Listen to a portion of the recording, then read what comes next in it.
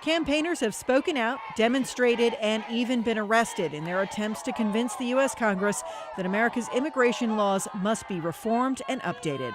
Now, the lack of reform is motivating voters.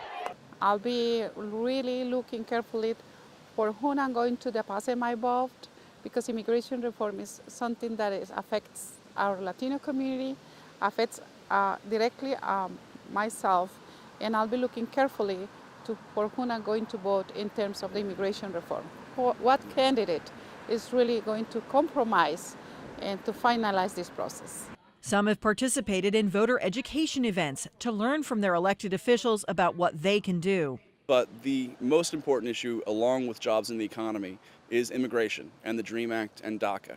And the fact is that 56% of all Latinos in Virginia know someone who's undocumented. Are coming together on a common sense immigration reform proposal. 2 years ago, a bipartisan group of U.S. senators proposed legislation to address the reality that as many as 11 million people are living in the United States without proper paperwork.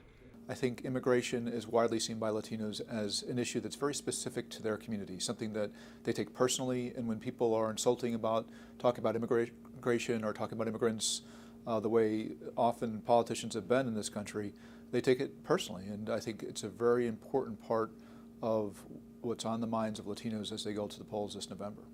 In the intervening 2 years, as lawmakers mulled amendments to the proposed legislation to immigration reform, the community held a wide variety of events to keep the issue in the news, including a hunger strike. We definitely think we're at a point where immigration reform cannot be ignored. I mean, the community wants it. There's a huge, broad coalition, even outside of the Hispanic community. Business owners, the religious groups are all coming together. The tech industry is coming together and saying that there is a need for this immigration reform. So I don't think it's possible for the White House or Congress to ignore. And that's exactly why many think Hispanic voters are energized to have their voices heard, especially on the failure to address immigration reform.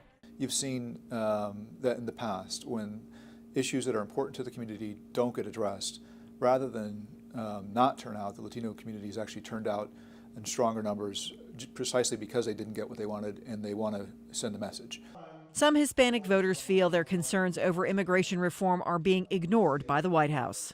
The president is the leader of the country. We expect him to give more emphasis on trying to create that coalition, that bipartisan support that's needed to get to the reform that the community needs, which is one that's actually based in law.